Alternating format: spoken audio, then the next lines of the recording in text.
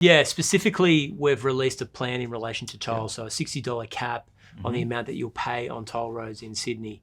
Now, the reason for that is we wanted to make it targeted for people that live in Western Sydney and, for example, Central Coast communities that have to get in their car to travel to work, that might be under-serviced by public transport infrastructure.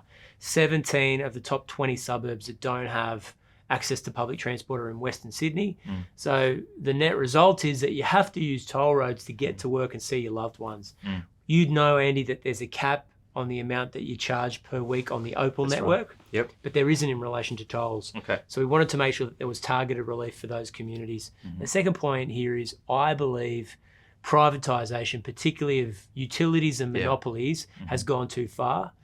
And, you know, as a proof point, I'd say that when Endeavour Energy was privatised, which is the distribution network, it's effectively a monopoly. You can't, there's not two sets of wires travelling down your street.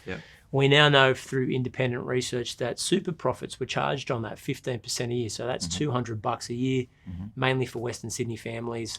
So I've just said, look, I think privatisation's gone too far. So that's going to become a little bit of a line in the sand, it seems, at the election. Would you say that's the case? Yeah, I mean, you know, perhaps you've got to give Premier Perrottet points for honesty, but he's saying, you know, privatisation's still on the agenda for the New South Wales government. I am really concerned about the transfer of, in particular, big corporations and utilities to private networks, and then the on costs that they charge to use it.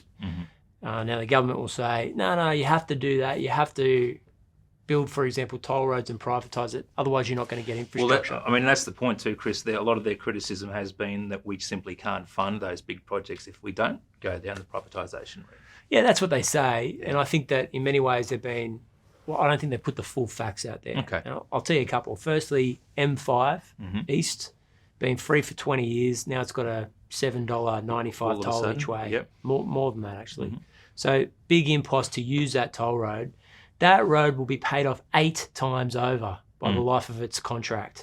Now, that's not user pays to build the infrastructure, like, for example, the Harbour Bridge. That's paying it off and paying it off and paying it off again. Now, all that money's collected, sent off to a private company. WestConnex, for example, built for $21 billion, sold for $20 billion, but the state misses out on the $70 billion worth of dividends that would have come, or revenue, I should say, that would have come from the ownership of that asset because it's been sold off to a private company.